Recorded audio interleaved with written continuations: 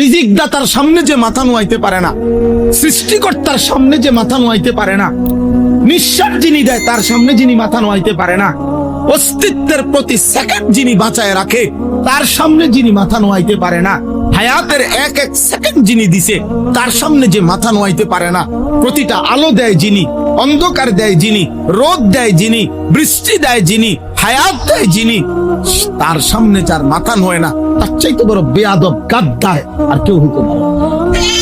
এই, বেটা, আস্তে বল। আস্তে কথা বল। যে যে 2 নম্বরই করে মোটামুটি সে একটা প্রস্তুতি নেয় যে আমি ধরা খাইলে বাঁচমু কেমন। তো আল্লাহ তাআলার হাত থেকে কোরআন শরীফে স্পষ্ট একটি আয়াত আছে, সাংঘাতিক কথা। আল্লাহ বলছে আম আবরামু আমরান ফা ইন্না মুবরিমুন। আল্লাহ বলছে হে নাফরমান বান্দা, তোমারে জাহান্নামের আযাব আমি কি দেব? খোদার কসম আল্লাহ বলে আমার আযাব আমি ঠিক করে রাখছি, তুমি নাফরমান, আমি আল্লাহর হাত থেকে কেমনে বাঁচবা তুমি ঠিক করো, তোমার বুঝ তুমি করো, আমার বুঝ আছে, আমি আল্লাহর কাছে আযাব আছে, আমি রেডি করে রাখছি, যে তুমি আমার হাত থেকে বাঁচবে কিভাবে তা তুমি রেডি করো। বলেন আমরা যারা নামাজ পড়েন না, যারা ফজরের নামাজ পড়েন না, দিনের পর দিন, মাসের পর মাস, বলেন বাপ কি বুঝাইতে চাচ্ছেন নিজেকে? ভদ্রলোক কারে বুঝান? একটু মানুষে বুঝে না, মানুষে চিরা খায়। হ্যাঁ, সুদখোর আমনে নিজেরে ভদ্রলোক বুঝান, আর আমরা চিরা খাই, আমরা বুঝি না। কিস্তিখোর আমনে ভদ্রলোক বলতে চান, আমরা বুঝি না, আমরা ভাত খাই না, আমরা বাতাসে বুড়ো বয়সে যাব। হ্যাঁ, লোন মানে কি আমরা বুঝি না, কিস্তি মানে কি আমরা বুঝি না, আমরা শান্তির দেশের থেকে আসছি। সুদ মানে কি আমরা বুঝি না।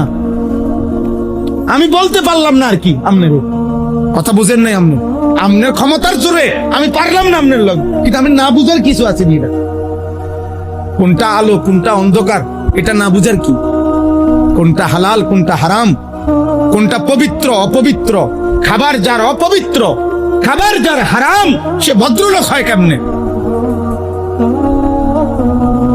হারামখোর ভদ্রলোক হবে কেন? সুদখোর ভদ্রলোক হবে কেন? ঘুষখোর ভদ্রলোক হবে কেন?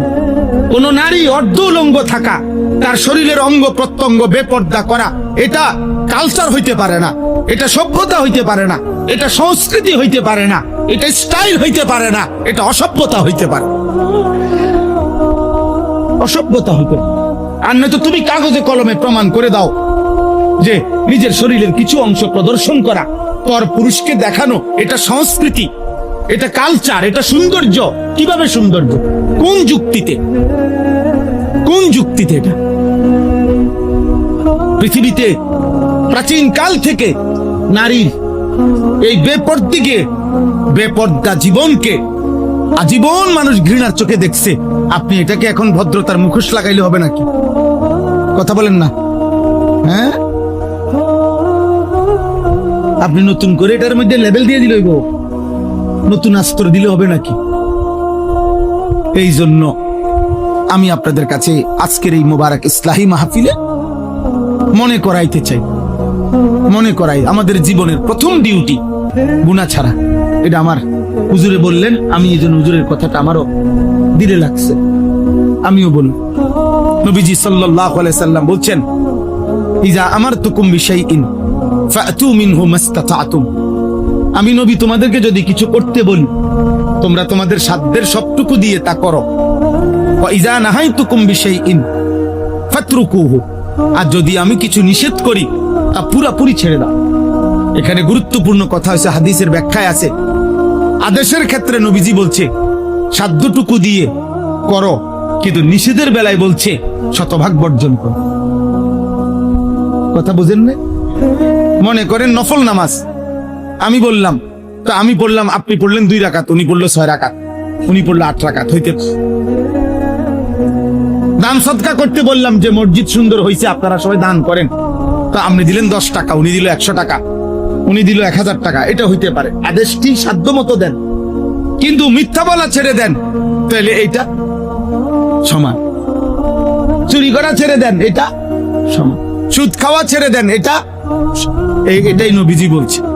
আদেশটুকু সাধ্যের ভিতরে যে দূর হয় পালন করো, আর নিষেধটুকু শতভাগ কি করো, বর্জন। আমরা মাদ্রাসায় ছাত্রদেরকে বুঝাই, চেষ্টা করি বুঝাইতে যে আব্বা তোমার মেধার ভিত্তিতে, পড়ালেখার মুখস্থ শক্তির ভিত্তিতে রেজাল্ট ক্রমিক নম্বর কম বেশ হইতে পারে, কিন্তু আখলাক বরাবর হতো। মনে করেন দাঁড়াইয়া পেশাব করা ঠিক না, এটা একটি ক্লাসের কতজন ছাত্রের জন্য ঠিক না? প্রত্যেকের টয়লেট পেপার ব্যবহার করা উচিত, এটি একটি ক্লাসের কতজন ছাত্রের জন্য উচিত? এ বুঝিনি হিসাব না। ক্রমিক নং ফলাফলের ক্রমিক ভিন্ন হইতে পারে, আপনার 1, তার 2, তার 3, তার 4, তার 5, তার 6, তার 7, 10, এই ক্রমিক নং হইতে পারে ভিন্ন পড়ালেখার, কিন্তু আখলাক বরাবর। আল্লাহ ওই স্বামীর উপরে রহমত নাজিল করে যে তার স্ত্রীকে ফজরের নামাজের জন্য জাগিয়ে দেয়। ফাইন আবাত, নবীজি বলেন যদি উঠতে না চায় স্ত্রী, নাদাহা ফি ওয়াজহিহাল মা, তাহলে স্বামী তার স্ত্রীর চোখে মুখে পানির ছিটা দিয়ে দেয়, আল্লাহ তাআলা ওই স্বামীর উপরে রহমত নাজিল করে। এলো হাদিসের প্রথম অংশ, শেষ হয় নাই হাদিস। এরপরে হাদিসের দ্বিতীয় অংশ, ওয়া রাহিমাল্লাহু ইমরাআতান, হাদিসের দ্বিতীয় অংশে নবীজি বলেন এবং আল্লাহ তাআলা ওই স্ত্রীর উপরে রহমত নাজিল করে, আই কাযাত যাওজাহা, যে তার স্বামীকে ফজরের নামাজের জন্য জাগিয়ে। ফাইন আবা, যদি স্বামী বেচারা উঠতে না চায় তো নাদাহাত ফি ওয়াজহিহিল মা, তাহলে স্ত্রী তার স্বামীর চোখে মুখে পানি দিয়ে দেয়, ফজরের জন্য উঠায়া দেয়।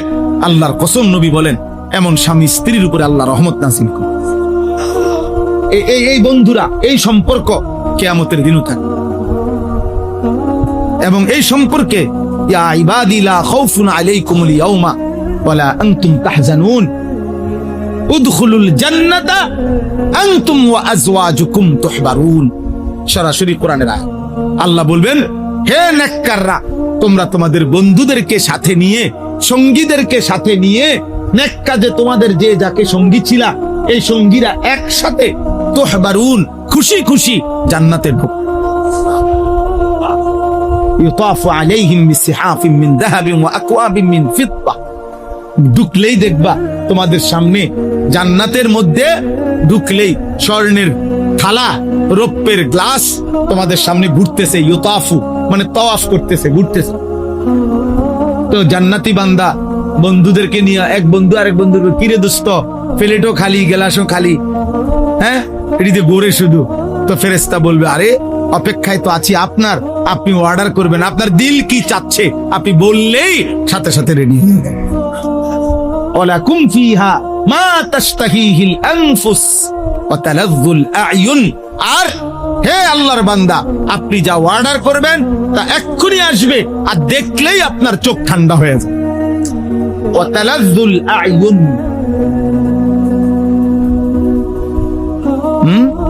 আপনারা যদি দুনিয়ার এই সব বই পড়ে মজা পান, আল্লাহর কসম আমরা কোরআন পড়ে তার চাইতে কোটি গুণ বেশি মজা পাই। আমরা হুজুরের আমরা এত সূক্ষ্ম মানুষ মনে করি না যে আমরা রস নাই কষ নাই, না না না, আমরা রসও আছি কষও আছি, আরামেই আছি। আলহামদুলিল্লাহ, আলহামদুলিল্লাহ, খোদার কসম আল্লাহকে মেনে কোন ইমানদার অসুখে নাই, দুঃখে নাই, পেরেশানিতে নাই, বরং আল্লাহকে না মেনে কষ্টে আছে। আল্লাহর গোলামির মধ্যে সুখ আছে, সেজদার মধ্যে সুখ আছে।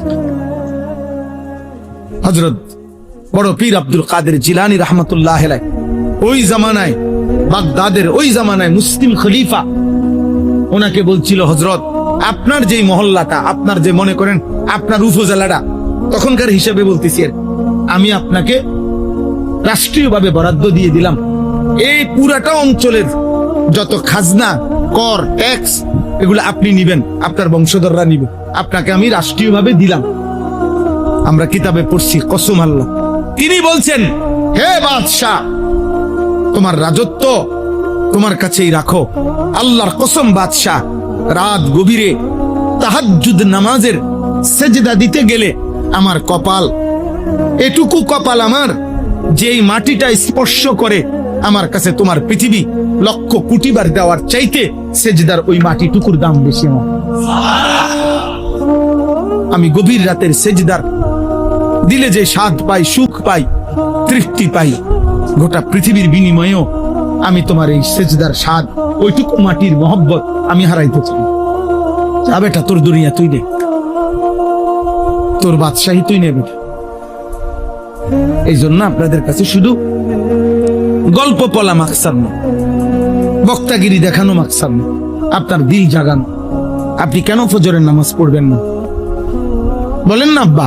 যুবক ভাই, কি কারণ থাকতে পারে? তুমি সুস্থ, তুমি সবল, তোমার চোখ, কান, নাক, সারা দেহ সবল, এমন সুস্থ মানুষ কেমনে উঠতে পারো না? তুমি তো পঙ্গু না, প্যারালাইজড না, অক্ষম না, তুমি অন্ধ না, বুবা না, বধির না।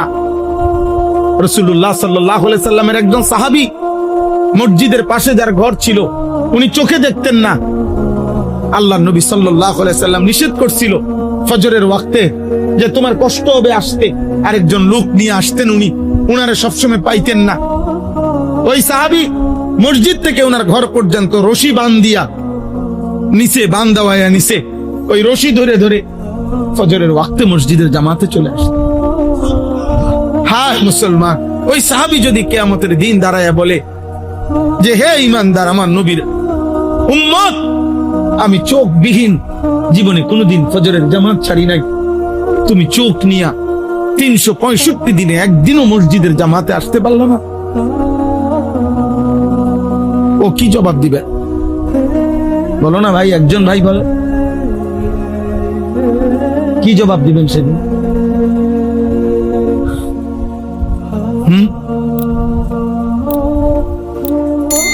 ওই ছেলে দেখেন, তার পুরা মনোযোগ মোবাইলের দিকে, ওই দেখ। ভাইয়া, আল্লাহ তোমারে দয়া করো। আবার হাসে। প্রতিবন্ধী মানুষ এমনই হয়। হ্যাঁ, বুদ্ধি প্রতিবন্ধী, বিবেক প্রতিবন্ধী। এরা সব পরিবেশে তাদের কাছে একরকম মনে হয়, এরা বুদ্ধি প্রতিবন্ধী। ফজরের বাতাসে শুধু ঈমানদারের নিঃশ্বাস। ফজরের বাতাস পবিত্র বাতাস, ভোরের বাতাস, কারণ এই বাতাস শুধুই ঈমানদারের নিঃশ্বাস গ্রহণ। সেজদাও আল্লাহ তৌফিক দান করেন। হিম্মত করেন ইনশাআল্লাহ। যুবক ভাই, তোমরা সবাই হিম্মত করো, পারবা ইনশাআল্লাহ। নওজোয়ান না পারলে পারবে কে? যুবক হারলে দুনিয়া হেরে যাবে। এক এক নওজোয়ানের পুরা শক্তি আমরা খেয়াল করলে, একটা অ্যালার্ম ঘড়ি কিনেন, একটা অ্যালার্ম ঘড়ির দাম কত? 300, 350 টাকা, 250 টাকা। ওইটা দিয়ে আপনি অ্যালার্ম দেন। দুইটা অ্যালার্ম ঘড়ি কিনেন, একটা বালিশের কাছে রাখেন, একটা একটু উপরে রাখেন। এটা যদি ঘুমের কাতরতার কারণে বন্ধ করে দেন, ওইটা তো বাঁচবো। এটা এতটুকু দূরত্বে রাখেন যেন উড়ন লাগে। আমি আমার মার কাছ থেকে শিখছি এটা। আমার আম্মা, আমাদের বাসা তো এখানেই ছিল, কুমিল্লা শহরে ঠাকুরপাড়া বড় মসজিদের ইমাম সাহেবের ছেলে আমি। আমার আব্বা কুমিল্লা শহরে ঠাকুরপাড়া বড় মসজিদে অনেকটা স্কুল আছে, প্রাইমারি স্কুল। আব্বা 43 বছর এই মসজিদে ইমামতি করছে, এক টানা এক মসজিদ। আমার আব্বা, আমি ওনার ছেলে। ও প্রাইমারি স্কুলের ছাত্র, আমি ছিলাম এই ঠাকুরপাড়া। তো আমার পরিচিত এলাকা আপনাদের এই সব এলাকা। তো এই মারে দেখতাম, আমার আম্মা, আমরা 5 ভাই 3 বোন, 8 জন ভাই বোন ছিলাম। আমার আম্মা একটা ওই যে ঘন্টা ফিরে স্কুলে গোল কাঁসার, এটার মধ্যে আগে ঘন্টা ফিরতো না এমনি টুমটুম করে, এগুলো একটা আমাদের বাসা আম্মা আনাইছিল। এই প্রত্যেক দিন মা, আমরা ভাই বোনরা ঘুমাইতাম যে রুমে, এই মা দরজার সামনে এই বেল, এই ঘন্টা এটা দিয়া এই বেল ফিরা টুম টুম টুম টুম টুম করে যতক্ষণ না উঠতাম। কত সময় গেছে, মারে বলছি, মা উঠছি তো, মা এই ঘন্টা ফিটন বন্ধ করেন, মা উঠছি। মাই বলতো না ফুত, এইসব কথা গুলো হইতো না, শোয়ার থেকে উঠছি করলে হইতো না, উঠো, লাইট জ্বালাও, দরজা খুলো, বাইরো। আমার যখন 2টা বাচ্চা আছে, আমার যখন 2 সন্তান, আমি যখন সন্তানের বাপ, তখনও আমার মা আমারে উঠাইছে। সম্ভব, হিম্মত করলে সম্ভব, ফিকির করলে কি সম্ভব। একটা মোবাইলে 5টা অ্যালার্ম আছে, প্রত্যেক মোবাইলের মধ্যে কমপক্ষে কি আছে 5টা অ্যালার্ম দেওয়া যায়, 4:45 জামাত, আপনি আরো 20 মিনিট আগে টিপতে দেন। আপনি একটানা টিপ দিয়ে বন্ধ করবেন, আবার বাজবো, আবার বাজবো, আবার বাজবো। আপনি উঠেন, আল্লাহর জন্যই উঠেন। 4 রাকাত নামাজ মাত্র, 8টা সেজদা, অল্প সময় অনেক দাম। তাহলে পড়বো কখন? এখন থেকে। বলেন ইনশাআল্লাহ, বলেন ইনশাআল্লাহ। আমার একটা স্লোগান আছে, হয়তো এখন নয়তো কখনো না। মানে হয় বলতে হবে এখন, আর নয়তো তোমার মতো আকাম লড়াই দিয়ে কোনো সময় তো না। বুঝেন নাই কথা? হয়তো এখন নয়তো কখনো না। বলেন কখন? বলেন কখন? ইনশাআল্লাহ। আল্লাহ তাআলা সবাইকে হিম্মত দান করে। শেষ, আমরা আমাদের প্রজন্মকে খুব দ্রুত নিজের হাতে আল্লাহর নাফরমানির কাছে নিয়ে যাচ্ছে। আপনারাও খবর নেন, আমরাও খবর নিচ্ছি। সারা পৃথিবীর আন্তর্জাতিক পরিক্রমা আমরাও পড়ি কম বেশ। পৃথিবী নিয়ে ইউরোপের ভাবনা কি, এটা আমরা কম বেশ পড়ি। একবারে বেওকুফ না, শুধু ভাত খাই আর ঘুম যাই এমন না। আপনারাও খবর নেন। মানুষ কাকে বলে, ভদ্রতা কাকে বলে, আখলাক কাকে বলে, চরিত্র কাকে বলে, আর উপার্জনকারী প্রাণী বলতে কাকে বলে। এক হলো উপার্জন করে, আর এক হলো মানুষ হয়েছে। আপনি যেই কোনো খবরে শুনবেন, খবর নেন, ইউরোপে সবচেয়ে বেশি উপার্জনকারী মানুষ হলো ওরা, ওই সকল নারী যারা তাদের দেহ বিক্রি করে। সবচেয়ে বেশি উপার্জন তাদের, সবচেয়ে ধনী তারা ওই নারী যারা তাদের শরীর বিক্রি করে।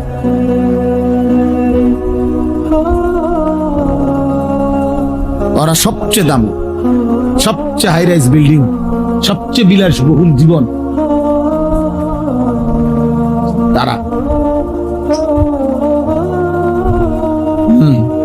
একজন বেহায়া নারীর নাচ আর গোটা এই বিশ্বকাপের সমস্ত আয়োজনের বিপরীতে সেটাকেই সবচেয়ে বেশি ফলো করে দেয়। এটা হলো সবচেয়ে বড় সফলতা, বিশ্বকাপের সবচেয়ে বড় চমক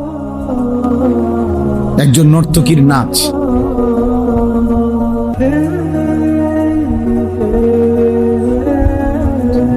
আপনারা খবর নেন পত্রিকায়, এই আগত বিশ্বকাপ উপলক্ষে সবচেয়ে বেশি হাইলাইটস করা হইতেছে কি? জুন মাসের বিশ্বকাপ। খবর নাও আব্বা। মানে ফুটবলটাকে বেশি তুলে ধরা হচ্ছে না অসভ্যতার নোংরামিকে? খবর নেই।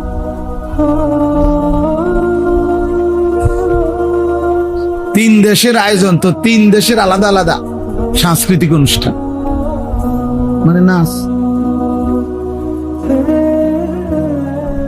পৃথক পৃথক নাচ।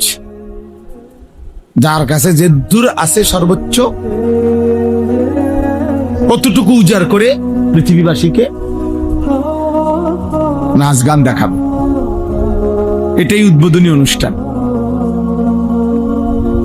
উদ্দাম নাচ, এটাই হলো কি উদ্বোধন, বর্ণাঢ্য উদ্বোধন। এই জন্য সবাই মিলে এটা ভাবতে শিখে। একজনই ভাবে, আপনাদের বিবেক নাই তো বলেন। এই যে এখানে সর্বোচ্চ বাচ্চাটার বয়স হবে 7 বছর, ওই বাচ্চাটা ফুললি ভিডিও করছিল কেন? তার মাকে, তার বাবা কোথায়, তার অভিভাবক কোথায়?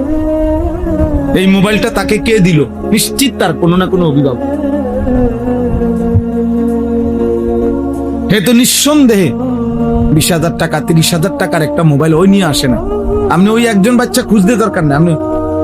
আপনি সমাজের বাস্তবতা বলেন। আপনি ওই এক, এটা যদি এমন না হয় যে কিরে আমরা এতগুলো জন এক বাগদাদির মাঝখান দিয়া এই একজন বাচ্চা করতে গাইলো, এরকম বিষয়টা তো কি এমন? বিষয়টা তো এমন তো। কাজে ওই একজনকে মেনশন করা মাকসাদ না,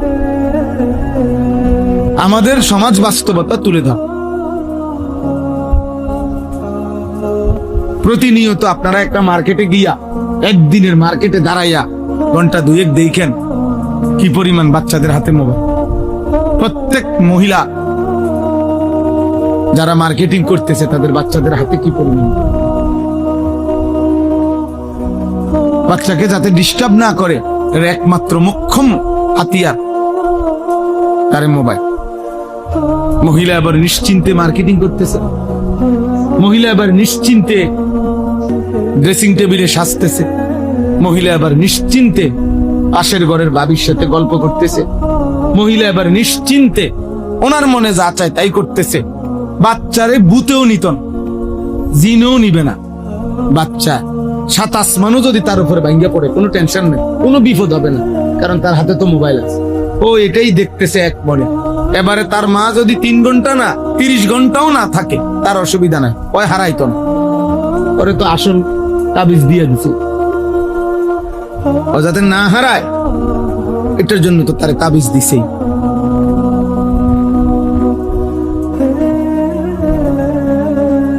শত শত ছেলে কিশোর মাত্র 12 বছর 14 বছর বাবা মার সামনে দাঁড়াইতেও চান।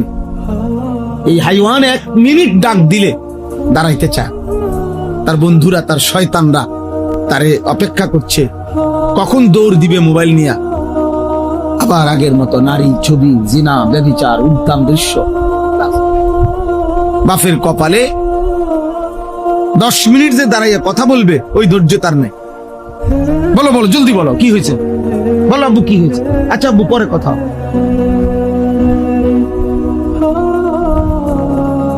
উনি ভদ্রলোক ভাবতেছে ওনার ছেলে নিজের মতো করে বেড়ে উঠতেছে, নিজের মতো করে নষ্ট হইতেছে। নিজের মতো করে কোনো কিছু বেড়ে ওঠে না, নিজের মতো করে নষ্ট হয়। ফেলে রাখলে, ছেড়ে দিলে নষ্ট হয়ে যায়। এমনকি এটাই নিয়ম যে লোহাও যদি মাটির উপরে রাখে, মাটি লোহা হয় না, লোহা মাটি হয়ে। মাটি কি হয় না, লোহা হয়। লোহা কি হয়, ফেলে দিলে দামি জিনিসটাও নষ্ট হয়ে যায়। শ্রেষ্ঠ সম্পদটাও কি হয়ে যায়, নষ্ট, বেদামি হয়ে যায়।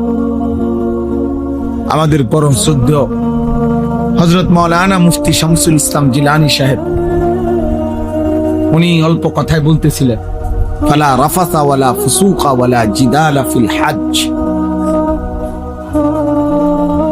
জীবনটা অশ্লীলতা মুক্ত, গুনাহমুক্ত করা মুমিনের কাছে আল্লাহর চাওয়া। একজন মুসলমানের কাছে আল্লাহ তাআলার প্রথম চাওয়া। এক মুসলমানের প্রথম জিম্মাদারি তারকুল মুনকারাত, গুনাহ ছাড়া।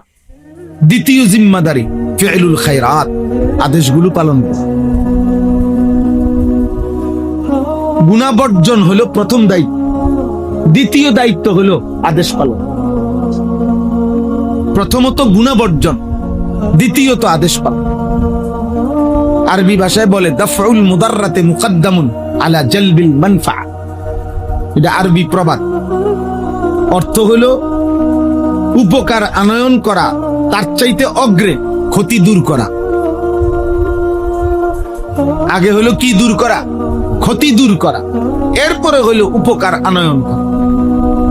আপনি সহজ বাংলায় বুঝবেন, এই যে মনে করেন এই জানালার গ্রিল, এটা যদি পুরান হয়, ঝংকার ধরে নেন, এখন এটাকে আবার নতুন করে রং লাগানো উচিত। এখন কি করণীয়? প্রথমে রং লাগাবে, এরপরে শিরিষ কাগজ দিয়া ঝংকার ফেলবে। আগে শিরিষ কাগজ দিয়ে কি করবে? তাহলে আগে ক্ষতি সরাইতে হয়। এই গ্রিলের জন্য, লোহাটার জন্য ক্ষতিকর যেটা, এটা আগে কি করতে হয়? এরপরে রং লাগাইতে হয়, এরপরে উপকারটা দিতে। এটারে বলে আর কি, আগে ক্ষতি সরাও, এরপরে উপকার আন। আমরা বাংলা ভাষা আরো সহজ বাংলায় বলে বুঝার জন্য যে ভিক্ষা থাক কুত্তা সময়, উযবু বিল কালব। অর্থাৎ ভিক্ষুক বাড়ির দরজায় আসছে চাউলের জন্য, ভিক্ষার জন্য। ঠিক এই সময় বাড়িওয়ালার কুকুর মারাত্মক ভাবে ঘেউ ঘেউ করতেছে, যে কোনো মুহূর্তে আক্রমণ করবে। এই ভিক্ষুকের চাওয়া হইলো বাড়িওয়ালার কাছে, ভাই আমার চাউলের দরকার নেই, আমার উপকার লাগতো না, আমি কি সরান? কুত্তা সর, ওইটাতে তো আমার কামড় না, আমার চাল লাগবে না। এইটারে বলে আর কি যে ভিক্ষা থাক, কুত্তা সামলাও। আগে কুকুর সামলাও, ক্ষতি সরাও, আমার ক্ষতি যাতে না হয়, আমার উপকার করতে হবে। আর আজ আমরা এই সামান্য কিছু টুকটাক উপকার, ছেলেটা একটা ঘর হইলে ভালোভাবে থাকতে পারবে, এসি হইলে একটু আরাম পাবে, ফ্রিজ হইলে ঠান্ডা পাবে, এই একটু সামান্য সুখের দুনিয়াবি উপকরণ, এটুকুর ইন্তজাম আমরা করে দিচ্ছি ওই মানুষটার জন্য, অথচ তার আখলাক, চরিত্র, জিন্দেগি নষ্ট হয়ে যাচ্ছে। আর উনি ওনার বাহ্যিক কিছু একেবারে সস্তা, একেবারে নাথিং কিছু জিনিসের নিয়ে ওনার হায়াত শেষ করে দিতেছে। যে ছেলের বিল্ডিং এর জন্য ওনার এই ফিকির, ওই ছেলের আখলাকের জন্য ওনার ন্যূনতম কোনো ফিকির। যে ছেলে পেলে থাকবে ওদের জন্য ওনার এই পরিমাণ টেনশন, এদের জন্য এই পরিমাণ টেনশন। বিল্ডিং ছাদ ঢালাইয়ের দিন পুরা ধারায় ছিল। আমি সবসময় বলি, আমার আফসোস এটা, আমি কত দেখছি জীবন, ছাদ ঢালাইয়ের দিন একটা সুরকি যাতে কম না পড়ে, এই জন্য আলাদা লোক রাখে, আলাদা লোক। তুই শুধু ঢালাইয়ের মেশিনের সামনে দাঁড়ায় থাকবি, তুই শুধু গনবি, 4টা সুরকি, একটা সিমেন্ট, একটা বালু দিতেছি, সিলেকশন বেশি করে দিবি, ছাদ যেন মজবুত হয়। তার জন্য আমার সন্তান থাকবে এখানে, আমার প্রজন্ম থাকবে এখানে, সেই প্রজন্ম তার জন্য ছাদ ঢালাই হইতেছে। যে সন্তান গত 365 দিনে, খোদার 1 বছরে কোনদিন ফজরের নামাজ পড়ে নাই, এমন মানুষরূপী জানোয়ারের জন্য বিল্ডিং এর ছাদ ঢালাই হইতেছে। ওটা পুরাটা জানোয়ার বেটা, ওটা আজকে জানোয়ার বেটা, যার কপালে সেজদা নাই, ওই জিন্দিগি জানোয়ারের জিন্দিগি, ওই জীবন পশুর জীবন, ওই জীবন মানুষের জীবন। কপাল যার মালিকের সামনে নয় না, তার চাইতে বড় বেয়াদব আসমানের নিচে জমিনের উপরে আর কেউ হয়। কায়নাতের মালিকের সামনে মাথা নয় না, রিজিক দাতার সামনে যে মাথা নোয়াইতে পারে না, সৃষ্টিকর্তার সামনে যে মাথা নোয়াইতে পারে না, নিঃশ্বাস যিনি দেয় তার সামনে যিনি মাথা নোয়াইতে পারে না, অস্তিত্বের প্রতি সেকেন্ড যিনি বাঁচায় রাখে তার সামনে যিনি মাথা নোয়াইতে পারে না, হায়াতের এক এক সেকেন্ড যিনি দিছে তার সামনে যে মাথা নোয়াইতে পারে না, প্রতিটা আলো দেয় যিনি, অন্ধকার দেয় যিনি, রোদ দেয় যিনি, বৃষ্টি দেয় যিনি, হায়াত দেয় যিনি, তার সামনে যার মাথা নোয় না, তার চাইতে বড় বেয়াদব গাদ্দার আর কেউ হইতে পারে না। এই বেটা আস্তে বল, আস্তে কথা বল, চিল্লাও কেন? বোকা ছেলে, চুপ থাকো, একদম চুপ থাকো। বাবা ঠিক আছে, বোঝা যায় সে একটু অসুস্থ, বুঝেন না আমার? আপনি নইলে প্রতিবাদ করেন, আমি উঠে যাই, অসুবিধা না। আপনার হিম্মত থাকলে প্রতিবাদ করেন এবং প্রতিবাদের উপরে যুক্তি দেন।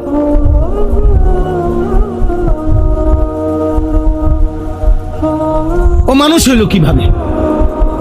এই সন্তান কি সবকি শিক্ষিত? ওরে কি শিখাইলাম আমরা? আমাদের ভাত কম হইতে পারে আব্বা, আমরা মাদ্রাসায় পড়ছি,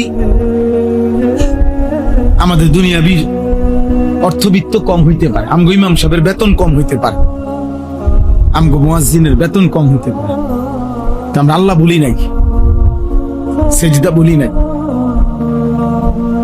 আপনি মাসে 2 লাখ টাকা ইনকাম করেও আপনার কপালে একটা সেজদা দিতে পারেন না, আর আমার মালিকের গোলাম মাত্র 10,000 টাকা মসজিদে বেতন নিয়েও খোদার 30 দিন জামাতের সাথে সবার আগে সেজদা দেয়।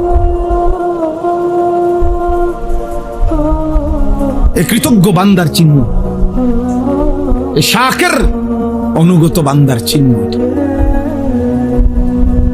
এটা ব্যর্থতা না, এটা সফলতা, যে সে তার মনিব চিনে, সে তার বানানেওয়ালা চিনে।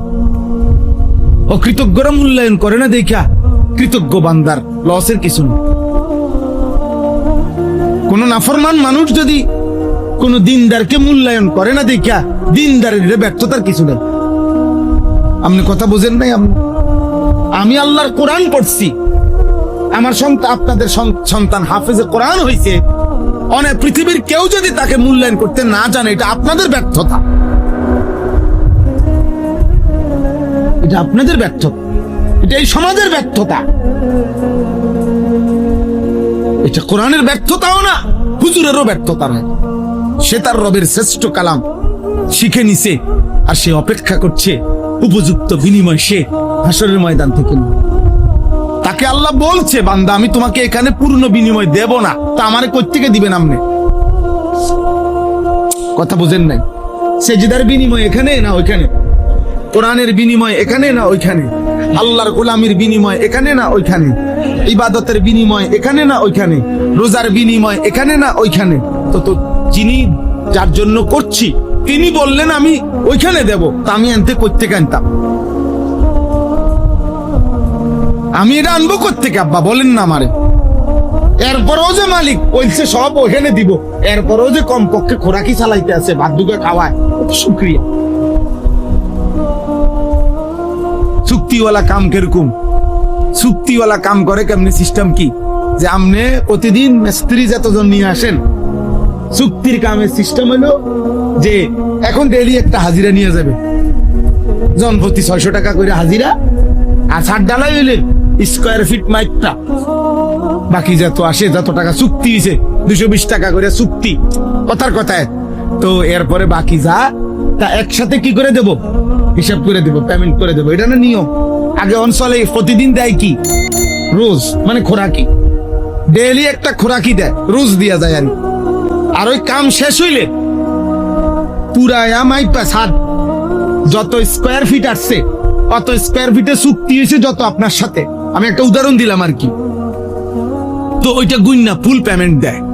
আর শাজিমের মালিক বলছে, আল্লাহ বলছে বান্দা সেজদা দাও, বন্দিগি করো, নামাজ পড়ো, গোলামি করো, হালাল হারাম মেনে চলো, আপাতত দুনিয়ায় খোরাকি নাও, রোজ নাও, হাসরের ময়দানে আসলে পুরা হিসাব করে আমি আল্লাহ তাআলা জান্নাতে বুঝায় দেব তোমাকে।